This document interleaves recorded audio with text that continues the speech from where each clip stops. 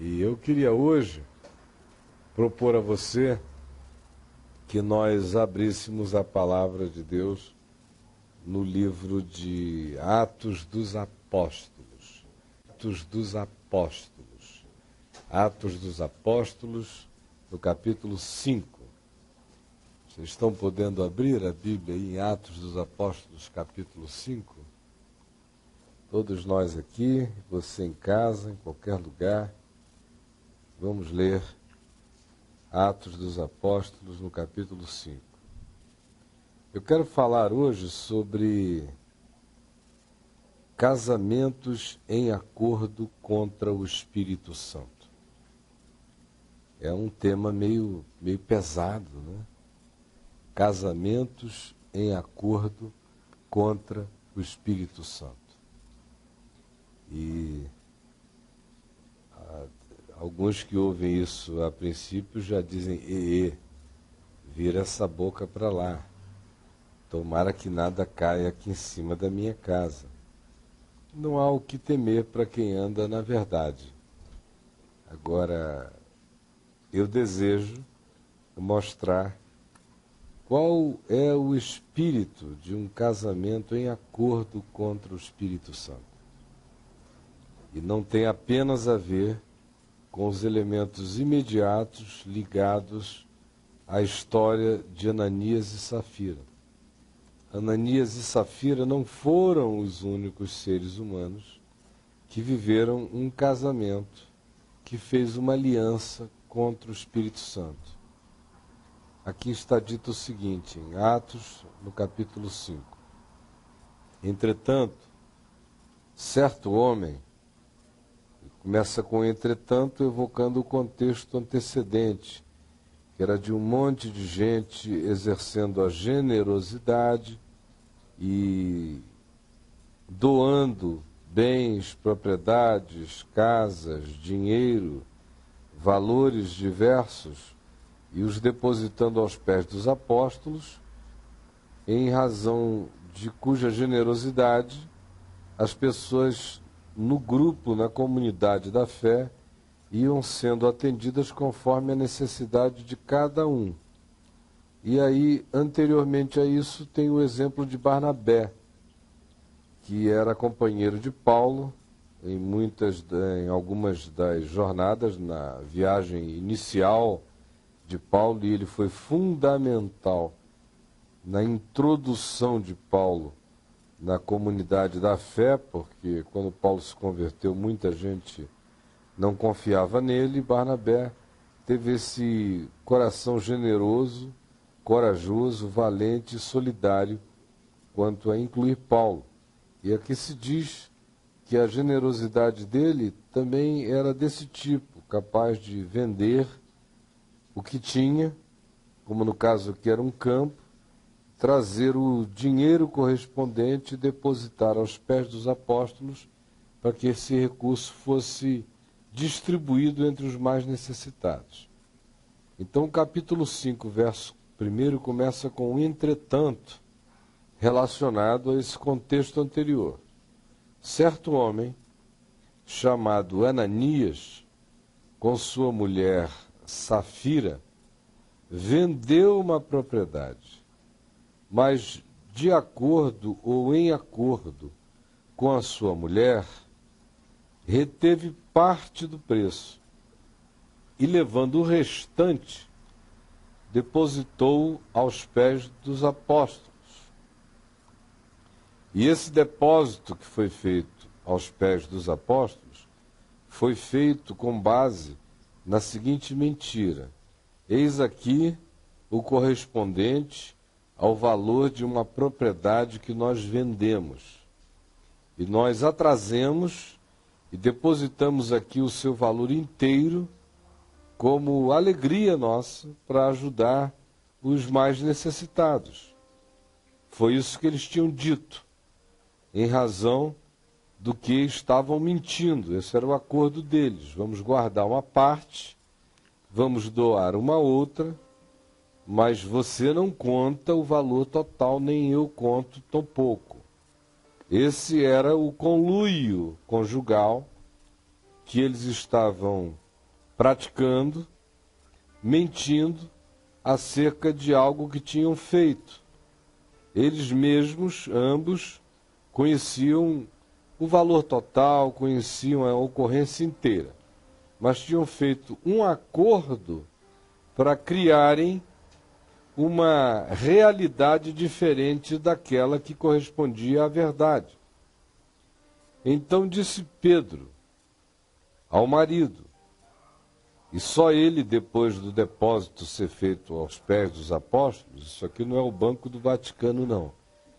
Não é um banco apostólico, é só uma expressão para designar o fato de que esses recursos eram colocados à disposição dos apóstolos para que eles fizessem os envios e socorressem os necessitados conforme a percepção que lhes fosse chegando. Até que no capítulo 7 essa tarefa é transferida para os diáconos. Mas, por enquanto, são os 12 apóstolos que estão fazendo isso na comunidade de Jerusalém. Então, prosseguindo, disse Pedro, Ananias, por que encheu Satanás teu coração para que mentisses ao Espírito Santo, reservando parte do valor do campo? Conservando-o, porventura, não seria teu? E vendido, não estaria todo em teu poder? Como, pois, assentaste no coração este desígnio? Não mentiste a nós, aos homens, mas mentiste a Deus, Ananias. Ouvindo estas palavras, Ananias caiu e expirou, sobrevindo grande temor a todos os ouvintes. Levantando-se os moços que estavam presentes no ambiente, cobriram-lhe o corpo e, levando-o, o sepultaram. Quase 3 horas depois, entrou a mulher de Ananias, Safira, não sabendo o que ocorrera. Veio da rua, não soube o que já tinha havido com o marido, e que ele morrera instantaneamente depois das palavras de Pedro, e lá vem ela. E simplesmente, ao entrar, Pedro vira-se para ela e dirigindo-lhe a palavra, perguntou-lhe, dize-me, Safira, vendeste, portanto, aquela terra? Ela respondeu, sim, sim, portanto, foi exatamente isto. Este foi o valor. Tornou-lhe Pedro, por que entrastes em acordo para tentar o Espírito do Senhor? Eis aí a porta, os pés dos que sepultaram teu marido Ananias, e eles também te levarão. No mesmo instante caiu ela aos pés de Pedro e expirou, no mesmo instante. Entrando os jovens, acharam-na morta e, levando-a, sepultaram-na junto ao marido. E sobreveio grande temor a toda a igreja e a todos quantos ouviram a notícia destes acontecimentos. Senhor Jesus, por favor, dá-nos a alegria de ouvirmos a Tua voz e de sermos instruídos no Espírito Santo, para que sejamos curados de todo e qualquer síndrome semelhante no nosso casamento, na nossa conjugalidade e na nossa vida. É o que eu te peço, em Teu nome, Jesus. Amém e amém. Gente boa, a ocorrência com Ananias e Safira está aqui explicada de si mesma e por si mesma. Deu para a gente entender, pela mera leitura do texto, o que aconteceu, o que foi que se deu aqui. Na realidade, Pedro estava dizendo a eles, vocês são donos do que é de vocês. Vocês têm liberdade absoluta, não precisavam depositar um tostão. Deus ama quem dá com alegria.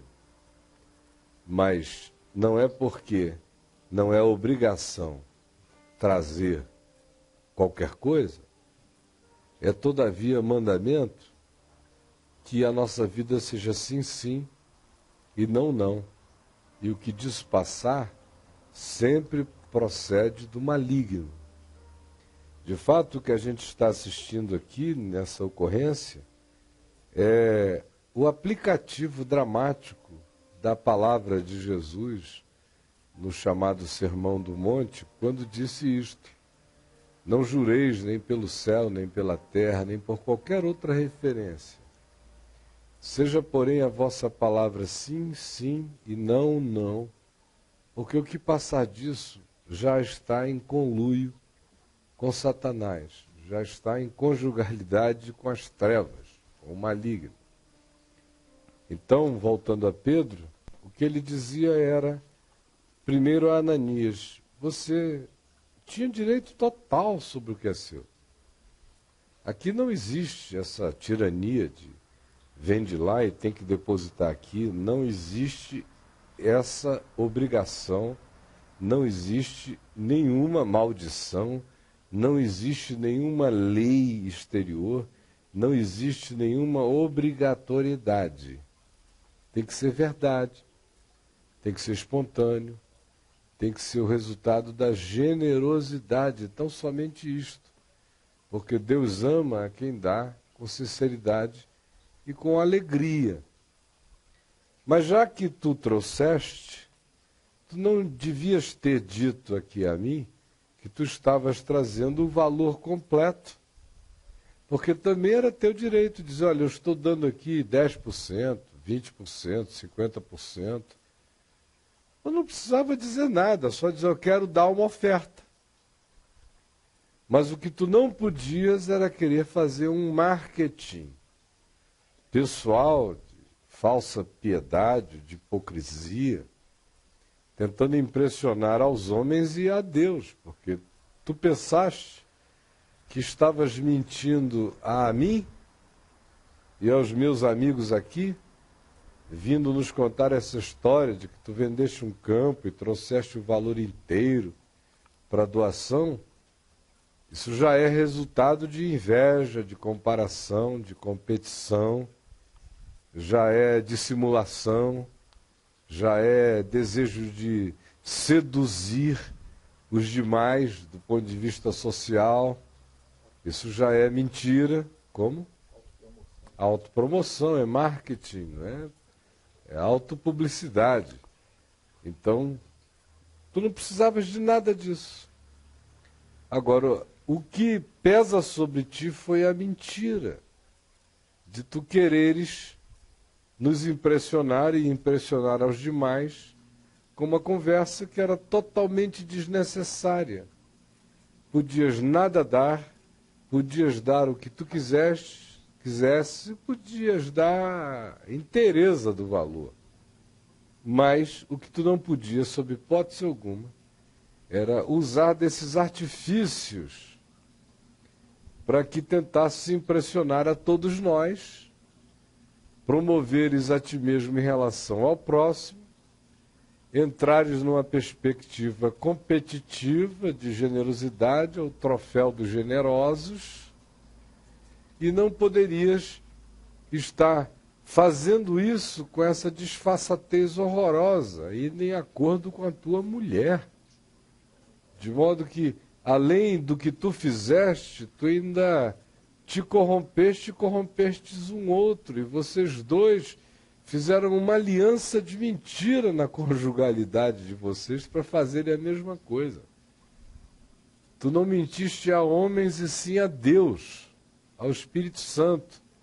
E Pedro diz, foi Satanás quem assentou no teu coração que praticasses esta mentira.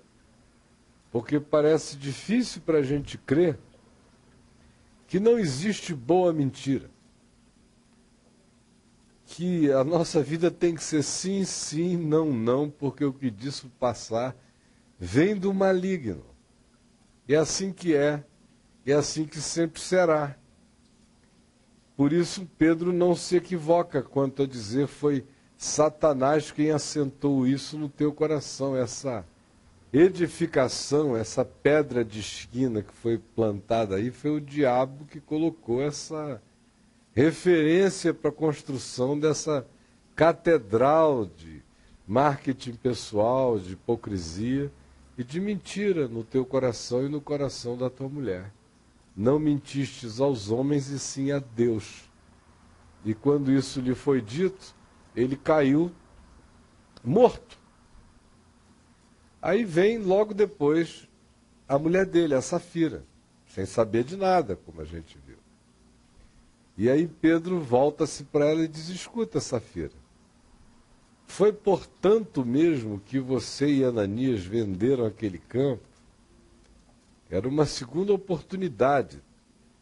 Há pessoas que encaram isso aqui como uma provocação, uma tentação de Pedro, a mulher do indivíduo, mas eu vejo como uma segunda chance, embora ela não soubesse de nada, mas ela tinha sua própria consciência. Era hora dela decidir com quem que ela estava casada. Se ela estava casada de fato com Jesus, casada com Deus, casada com a verdade, ou se ela estava casada com seu marido numa aliança de mentira e falsificação. E erro. E ela confirmou a conjugalidade do casamento na mentira contra o Espírito Santo. E aí Pedro disse: olha, eis aí os moços que sepultaram teu marido, e eles também sepultarão a ti. E tão logo Pedro disse isso, ela caiu morta, deve ter tido uma crise cardíaca, fulminante, morte súbita, e expirou, e foi sepultada. E aqui se diz que esse acontecimento trouxe muito temor e tremor ao coração de toda a igreja. Foi um acontecimento pedagógico no que dizia respeito a afirmar o fato de que Deus nos chama para vivermos em verdade. E não existe classificações de significados de verdade. Não era alguma coisa relacionada à morte de alguém que estava sendo encoberta. Não era um grande assalto a banco, que eles tivessem conhecimento e não estivessem falando. Não era nenhuma situação absolutamente calamitosa que eles estivessem escondendo. O que é dramático aqui é a revelação de que a realidade mais chocante é o casamento que um casal pode fazer triangular com Satanás pela via do acordo que eles estabeleçam entre eles quanto à mentira. Bom, isto dito, não é aqui hoje à noite o caso, provavelmente entre nós, nem entre os que nos assistem em casa pela VMVTV na televisão, que nós estejamos presos, amarrados e designados a pensarmos nisto apenas em relação àquilo que tem contornos semelhantes e idênticos ao que aconteceu com Ananias e com Safira, no episódio relacionado a dinheiro. Mas esquecendo a questão do dinheiro, não porque ela não tenha mais significado, ao contrário, o que teve significado então continua a ter o mesmo significado para nós hoje, mas eu quero pensar no princípio e no aplicativo dele, que é muito mais amplo do que o elemento e o aspecto histórico que designa o episódio relacionado a este casal, Ananias e Safira. Porque também aí há um outro engano da gente. A maioria de nós, quando lê esse episódio, fica apenas relacionando isso à mesma questão. Há um casal que parece que é porque é dinheiro, eram os apóstolos, e isso ficou assim, subitamente, grandioso e importante, e a tendência é a gente circunscrever a questão a esse draminha, com esse teminha aqui. E perdemos, assim, o significado do princípio que está em questão aqui.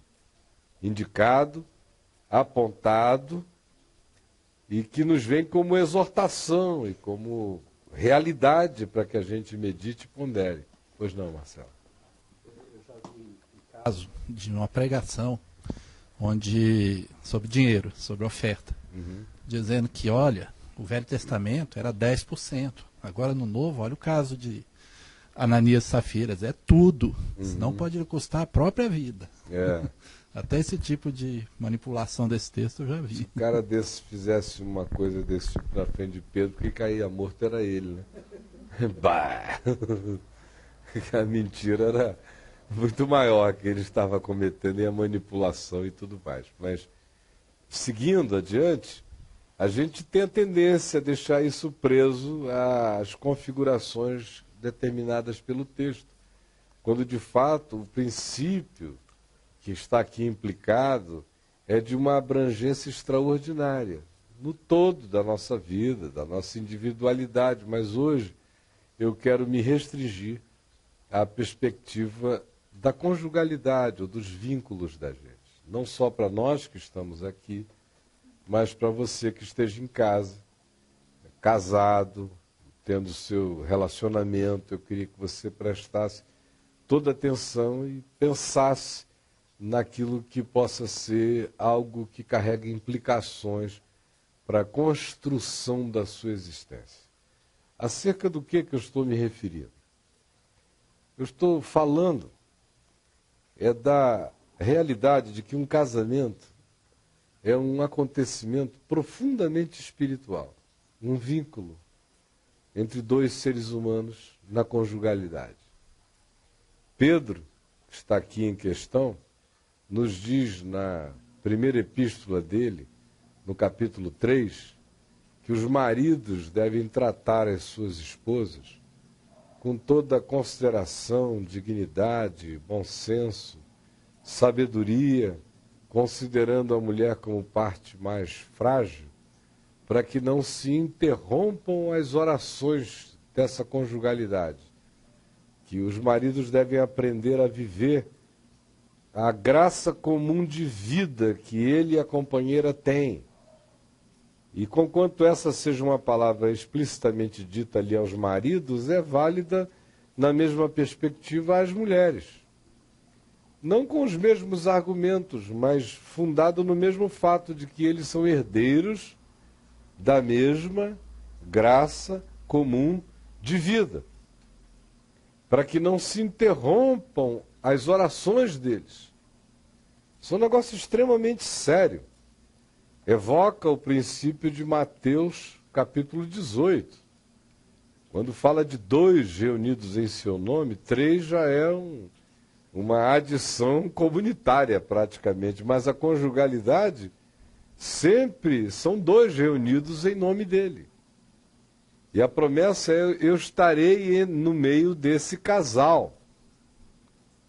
Quando é um casal, quando são 2 amigos ou 2 irmãos, ele está no meio deles, no meio de um casal, num casamento.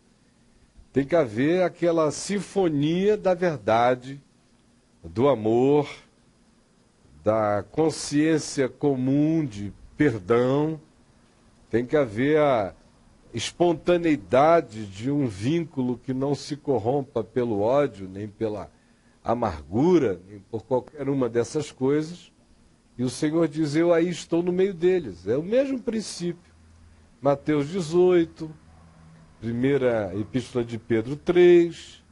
Em Mateus a promessa: eu estou, se houver esse espírito, essa conjugalidade de verdade e amor, harmonia e sinfonia de uma consciência que existe e acontece em verdade de uns para com os outros na presença de Deus. E em 1 Pedro 3 é aquela exortação a que se viva a graça comum de vida nesse espírito harmônico, para que não se interrompam as orações. Mas se está falando a mesma coisa. Tanto faz dizer para que não se interrompam as vossas orações, ou dizer positivamente: aonde essas coisas forem assim boas e positivas, eu aí estou no meio deles. Em Mateus 18 se fala da positividade desse princípio. 1 Pedro 3 se fala da negatividade, assim não se viver. Se no caso positivo a gente tem a presença de Jesus, no caso negativo as orações estão interrompidas, ou seja, você não tem presença de Deus nessa relação. Onde não há presença de Deus, você abre o espaço para toda sorte de coisas ruins. Não existe esse lugar relacional neutro na vida da gente. Essa é outra coisa que a gente tem uma dificuldade enorme de admitir. Dá a impressão de que existe esse lugar de conjugalidade neutra, sem Deus e sem diabo na vida da gente. Não, aqui não tem nem Deus e nem diabo, só eu e a minha mulher. Não existe esse ambiente.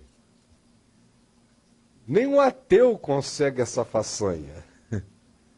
Ele pode dizer, eu não acredito em nada. O problema não é se você acredita ou não acredita em Deus ou no diabo. O problema é que Deus existe, é real. E o diabo também. E o diabo acredita muito em você. E tanto faz se você diz, eu não creio nele, ele participa do processo à revelia. Não é preciso que haja consciência da existência diabólica. A participação dele é a revelia, meu amigo, minha amiga. Então, isto dito, eu quero voltar para o que eu venho aqui iniciando em Atos 5. O caso de Ananias e Safira transcende ao aspecto imediato relacionado a terem mentido quanto ao dinheiro. E ele tem o aplicativo dele relacionado a que o casamento da gente desenvolva uma conjugalidade de acordo em mentiras.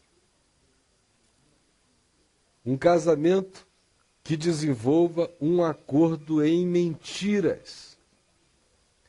E aí, nesse aspecto, minha gente, nós aqui e nós em casa corremos o risco de estarmos vivendo, graças a Deus, ou eu nem sei se diria graças a Deus, porque uma disciplina como essa aqui mata, mas não é para a morte. Acorda o indivíduo na eternidade para a vida. Mas alguns vão vivendo nesse estado de coisas, não acontece nenhuma morte na vida deles, mas eles vão existindo num estado morrente durante toda a vida. Então, há casamentos que sofrem da síndrome de Ananias e Safira em relação a praticamente todos os temas da vida. Não é apenas em relação a dinheiro, ao episódio que aqui se narra, mas são banditismos conjugais, são conluios que a gente vai desenvolvendo de maneira extremamente sutil, abrindo lugar ao diabo. São aqueles casamentos nos quais as orações não se interrompem porque eles estejam em estado de briga um contra o outro. As orações se interrompem não porque eles não tenham um acordo entre eles. As orações se interrompem e Jesus não está presente é porque eles têm um acordo satânico entre eles. Um acordo de mentira, um acordo de engano,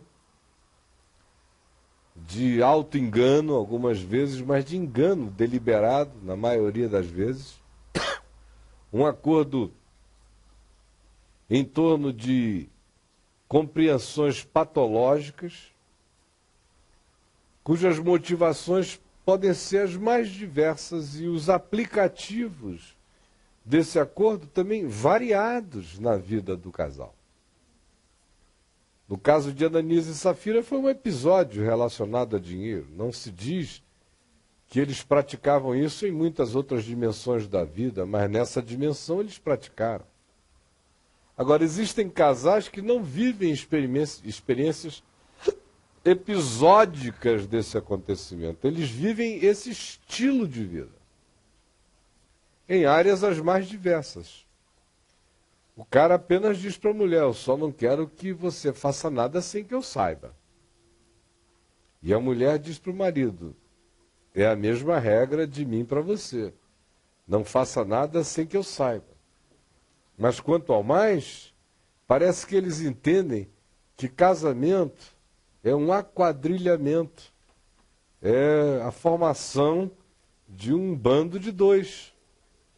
E que, em havendo a lealdade na mentira, no engano, um para com o outro, quanto a entre eles serem ditas e explicitadas as coisas, o mundo inteiro que se dane. Porque a ilusão que habita essas mentes é que Deus se tornaria sócio deles pelo simples fato de que eles não adulteram um contra o outro, de que tudo que um faz o outro sabe, e vice-versa. E que, em razão desse acordo, eles ganham uma espécie de unção divina para enganar o mundo, para enganar a terra, para enganarem os filhos, para enganarem os pais, para enganarem os amigos, para enganarem a qualquer um.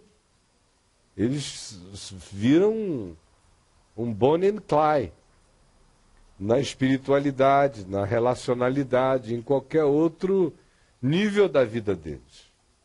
E vão fazendo isso com extrema tranquilidade. Porque dizem: não, eu não traio a fulana diz: eu não traio o Beltrano. Até quando eles têm um relacionamento fora do casamento, eles são politicamente corretos. Eles contam um para o outro. Aí então está tudo resolvido. Mas não é nem nisso que, na maioria das vezes, eles se amparam, porque a maioria dos casais não conseguem desenvolver tranquilidade para chegar a esse nível nem a esse ponto. Eles apenas dizem: bom, nós não nos enganamos uns aos outros. Em relação um ao outro, nós somos completamente leais e claros.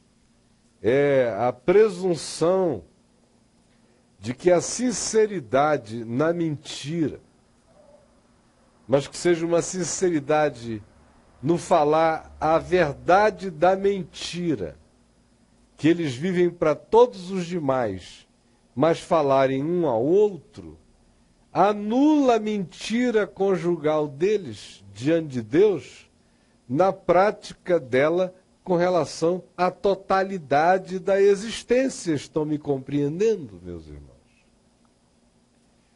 E esse é um casamento de sombras, de trevas.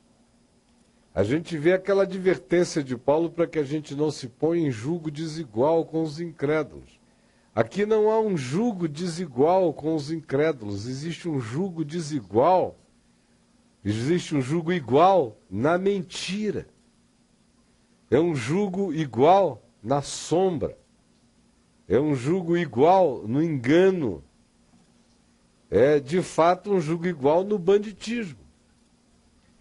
A gente vê a expressão de Paulo em 1 Coríntios 8, dizendo que não pode haver comunhão entre a luz e as trevas. Aqui não é uma questão de um casal estar casado numa comunhão entre luz e trevas, onde um é luz e o outro ainda está em trevas. Não. É um casamento que acontece supostamente vivendo diante de Deus. É a perspectiva religiosa em vigor. Porque o que Ananias e Safira estão praticando aqui é religião. É a impressão de terceiros, é sedução de terceiros, é publicidade conjugal, afirmando-se sobre terceiros, é a hipocrisia deles, mas para impressionar terceiros é a religião que eles estão vivendo aqui. E aí o jugo, a comunhão que acontece é de trevas com trevas.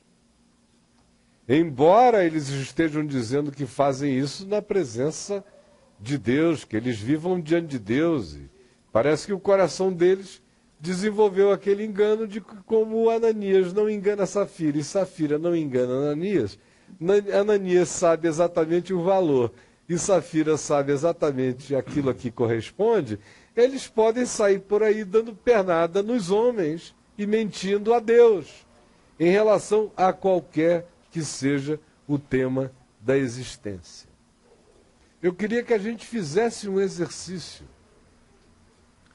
para vermos as áreas e as dimensões da vida da gente onde essa sutileza vai penetrando, e penetrando de maneira extremamente sorrateira, e penetra. Eu já conheci tantos casais que desenvolveram essa síndrome de Ananias e Safira em áreas as mais diversas da vida. E eles fortalecem como um osso calcificado esse vínculo. Não é um casamento, é uma fratura que eles têm, que se calcificou ali, com a calcificação da mentira mesmo. E o sentimento que eles carregam é esse. Com ela eu sou absolutamente sincera. E ela diz, em relação a ele eu sou toda sincera. E aí o diabo assenta essas bases de engano no coração e eles se transformam num casamento de bandidos espirituais. Que não sentem culpa, não desenvolvem nenhum tipo de tristeza para a vida em relação a esse engano. Ao contrário, o processo psicológico é de que um justifica o outro. Porque existe um poder psicológico extraordinário na construção de uma conjugalidade. Determinados casais se conjugam e desenvolvem um termo relacional tão perverso na conjugalidade que eles acham que, se for em razão de que entre eles reina a sinceridade sobre fatos como matei, me ajuda a enterrar, e ela diz sim, meu amor. Aí ela diz, estou pensando em envenenar mamãe. Aí ele diz, deixa que eu ajudo, querida. Ou ele chega em casa e diz, vou roubar o meu patrão. Ela diz, conta comigo, meu amor, afinal tudo é graça comum de vida. Eu dirijo o carro. Eu dirijo, eu levo, eu vigio. Isso. Eu fico de olho. Parece que se esse tipo de conluio acontecer, eles estão justificados na mesma hora. Isso vai de coisas nesse nível a qualquer outro nível que você deseje ou imagine. Eles fazem isso até em relação aos filhos. Vocês não conhecem casais que enganam deliberadamente os filhos a 3x2?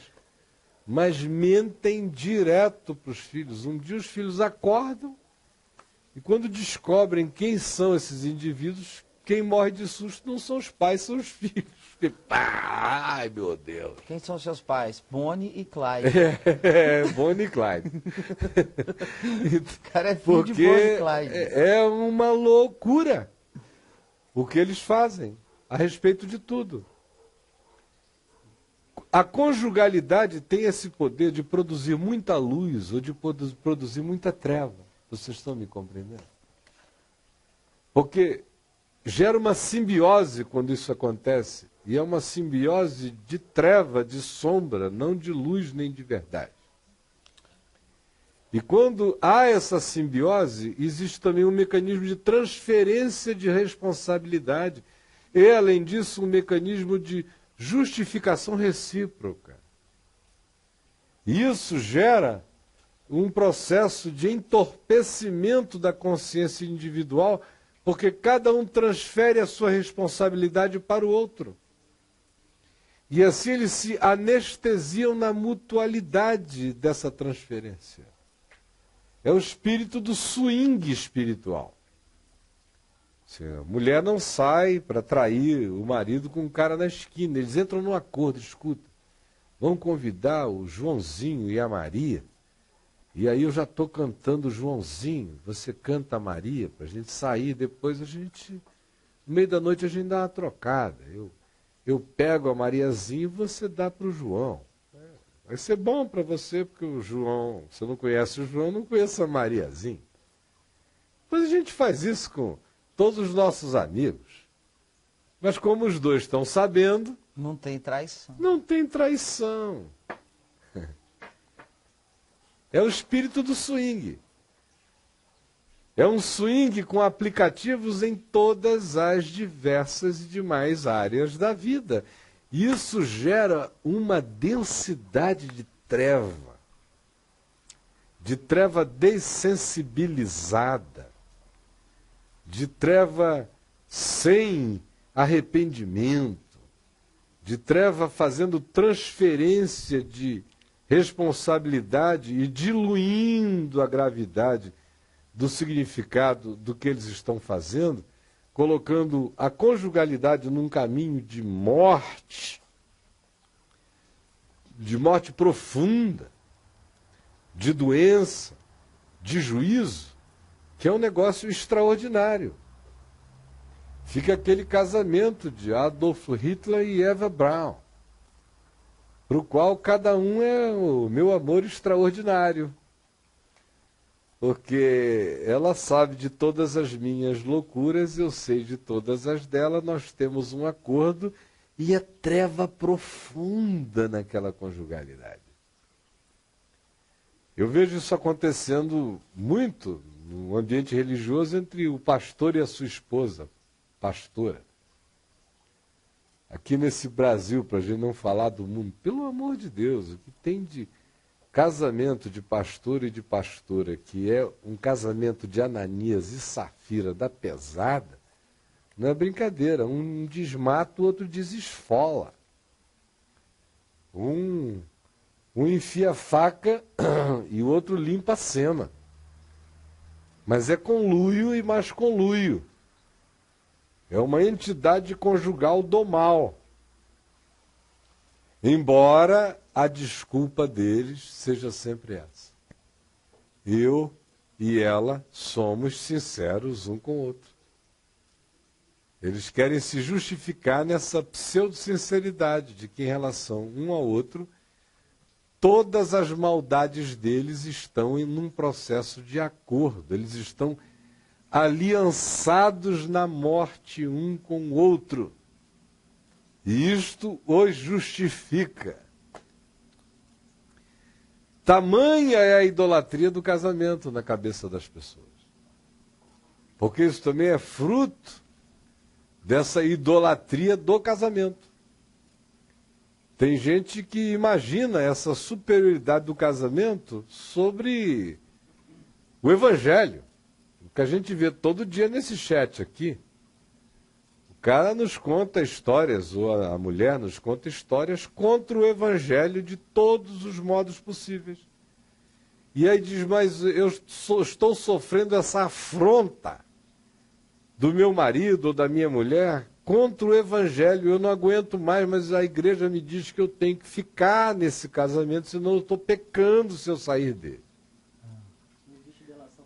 Não, o casamento parece que faz suspensão de todo e qualquer outro mandamento.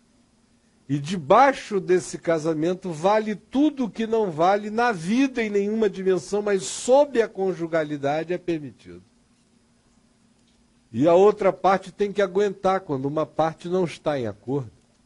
Agora imagina quando a idolatria do casamento ainda tem mais esse casamento de sombra e de trevas na conjugalidade, em que eles usam a sinceridade para ser a justificativa da maldade quanto ao fato de que um e outro sabem exatamente o que está acontecendo. Aí é que a idolatria do casamento unge essa desgraça de uma maneira terrível, e eles acham que, como eles não se enganam um ao outro, eles têm o direito divino de enganar o mundo inteiro. e de viverem para fazer todas as maldades que queiram, porque esses vasos se comunicam em trevas e se justificam um ao outro nessa situação. Eu quero pedir a você que está em casa para refletir sobre isso que eu disse. Agora são 10:50. E para vocês, meus amigos queridos que estão aqui comigo, eu vou pedir um pequeno intervalo. Vocês já notaram que a minha garganta